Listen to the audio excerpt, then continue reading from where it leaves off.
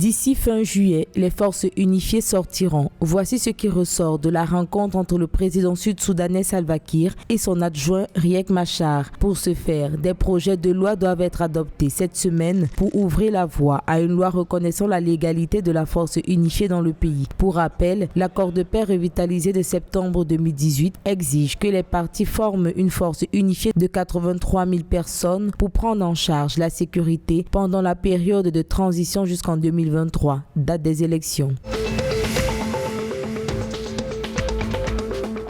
Le ministre djiboutien des Affaires étrangères Mahmoud Ali Youssouf et le secrétaire général de l'ONU se sont entretenus sur les moyens de revitaliser le multilatéralisme. Ils ont également soulevé les résultats du pré-sommet de l'éducation et les préparatifs en cours pour la tenue du sommet de l'éducation prévu en septembre prochain. Antonio Guterres a salué la contribution de Djibouti dans les opérations de maintien de la paix. Connaissant le besoin financier des micro, petites et moyennes entreprises en Tanzanie, la Banque africaine de développement envisage de créer une banque entrepreneuriat de développement. Cette banque viendra en appui aux efforts déjà consentis par l'institution financière en 2016. Selon les autorités de la BAD, cette banque serait destinée à l'entrepreneuriat et l'innovation des jeunes. Rappelons que les MPME contribuent à 27% du PIB de la Tanzanie.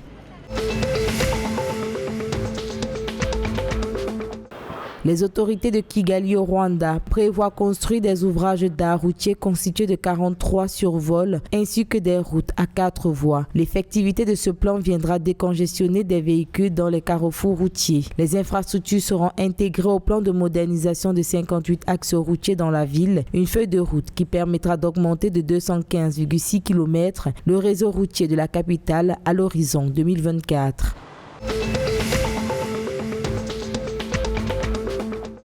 En visite officielle de 2 jours en Ouganda, le président de la Confédération africaine de football, le Dr Patrice Motsepe, a soutenu la candidature de l'Ouganda pour co-organiser avec la Tanzanie la Coupe d'Afrique des Nations 2027. Pour lui, ces deux pays détiennent les capacités nécessaires pour accueillir cette compétition. De plus, la promotion du football dans ces deux pays sera un gage de l'augmentation de l'activité touristique qui contribue grandement au PIB de l'Afrique de l'Est.